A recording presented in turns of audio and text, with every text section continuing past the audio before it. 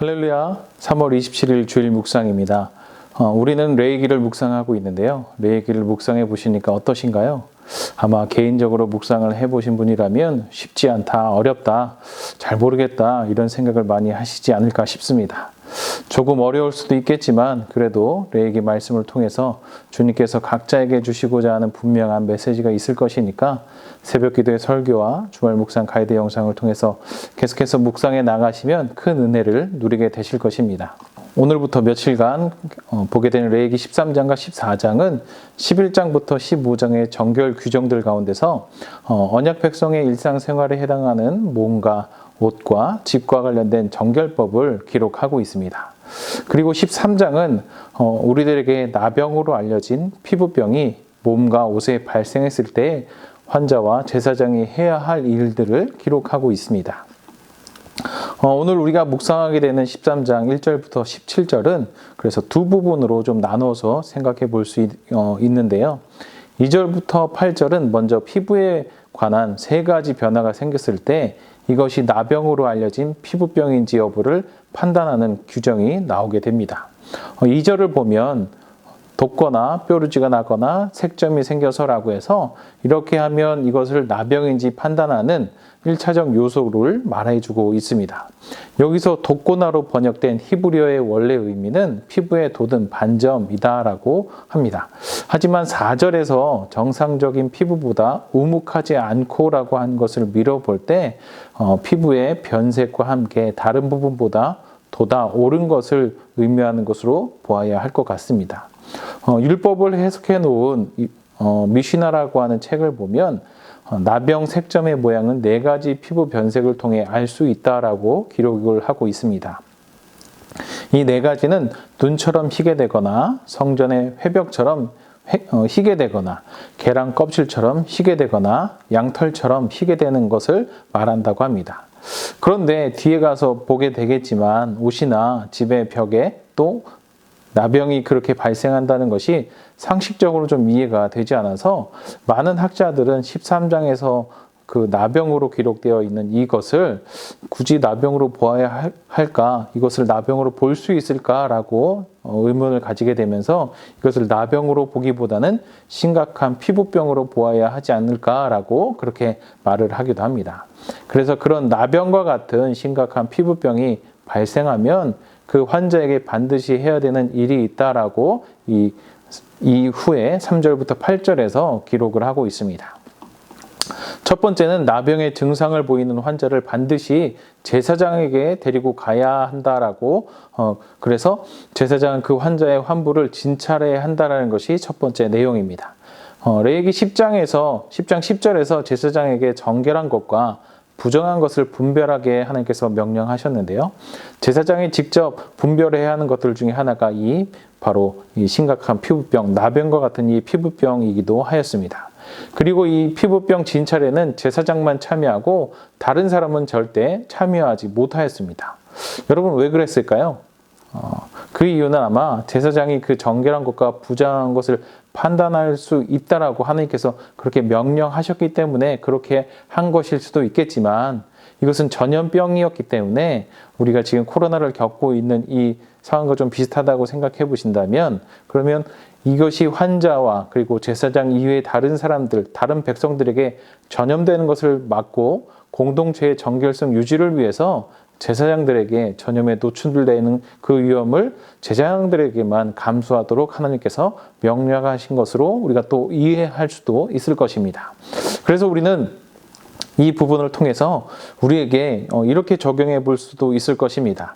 공동체의 안녕과 안전을 위해서 제사장에게 위험을 감수하게 하는 그런 역할을 하나님께서 맡기셨듯이 하나님께서는 또한 우리에게도 그런 역할을 맡기신 것은 없는지 나의 희생을 통해 나의 가족, 나의 이웃들 그리고 나의 하나님의 백성의 범주에 들어와 있지 못한 믿음이 없는 그런 사람들에게 어떤 은혜를 전할 수 있는지 그런 은혜를 내가 어떻게 전할 수 있는지 그것이 희생을 통해서 하나님께서 전하게 하시는 것은 없는지 우리가 이것들을 생각해 볼 수도 있을 것입니다.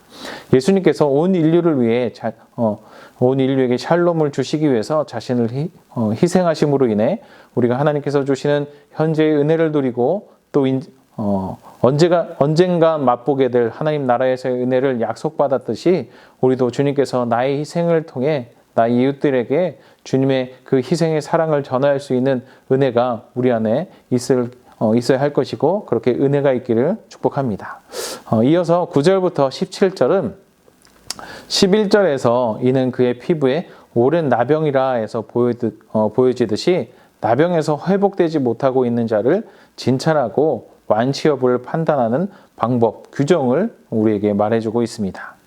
11절 마지막 부분에 보면 이미 부정하였은 즉 가두어 두지는 않을 것이다 라는 이런 말씀이 있는데요. 이 말씀의 의미는 이미 짐 밖에 나와 있기 때문에 따로 격리가 필요하지 않기 때문에 그를 가두어 두지 않을 것이다 라고 그렇게 말씀하신 것입니다. 이것을 왜 하나님께서 이렇게 하시지라고 생각하실 이유는 없고요. 이미 짐 밖에 나와 있기 때문에 이렇게 말씀하신 것이다 이해하고 넘어가시면 될 것 같습니다. 이어서 12절과 13절은 나병에 걸렸더라도 다시 정결하게 되는 경우를 말하고 있습니다. 희게 변화에 따른 말은 털이 희게 된 경우와는 다르게 온몸에 새로운 살이 돋아나서 피부가 깨끗하게 된 것을 이렇게 표현하였던 것입니다.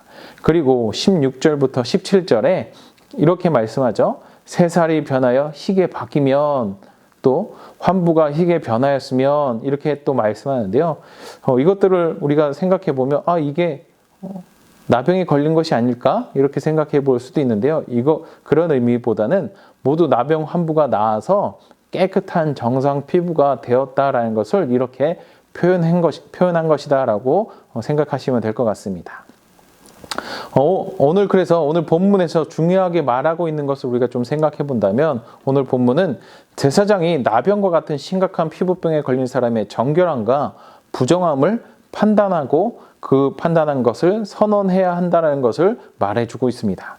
그런데 그렇게 제사장이 정한 것과 부정한 것을 바르게 판단하기 위해서 제사장에게 요구되어지는 것 그리고 반드시 필요한 것이 있는데 그것은 정한 것과 부정한 것을 구별할 수 있는 지식이며 그 지식을 바탕으로 바르게 판단할 수 있는 지혜입니다.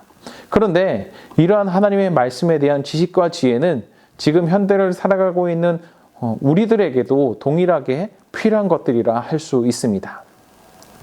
작년 연말에 새롭게 번역되어져서 나온 새한글 성경이라는 것이 있는데요. 그 새한글 성경에서 베드로전서 2장 9절을 보면 우리가 왕 같은 제사장이요라고 알고 있는 이 부분을 이렇게 번역을 합니다.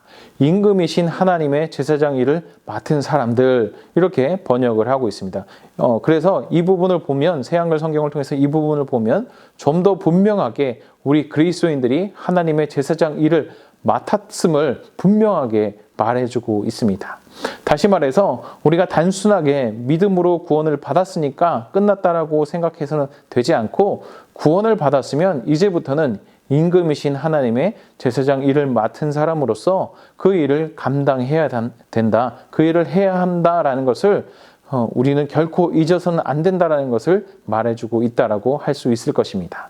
그래서 바꿔 말하면 이 세상을 살아가면서 정한 것과 부정한 것을 알고 정과 부정을 판단하기 위해 하나님의 말씀을 잊지 않기 위해 계속해서 우리가 하나님의 말씀을 읽어야 되고 또 그 말씀을 우리 가운데 새겨야 될 것이며 또 그 말씀을 바탕으로 매일의 삶을 살아가기 위한 지혜를 얻기 위해 우리의 지혜의 근원 되시는 하나님 앞으로 나아가는 그런 모습이 우리에게 필요하다라는 것입니다.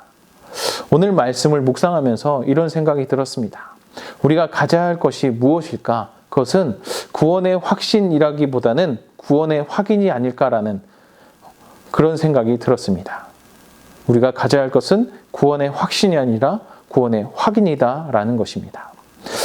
제사장 일을 맡은 자라는 자부심보다는 임금이신 하나님의 제사장 일을 맡은 사람임을 나를 희생하고 하나님의 말씀을 더 알기 위해 배우고 묵상하는 일을 행함으로 확인하는 것, 이것이 주님께서 우리에게 원하시고 그런 우리를 기뻐하시지 않을까라는 그런 생각이 오늘 말씀 묵상을 하면서 들었습니다. 오늘 하루를 또 주일을 보내실 텐데요.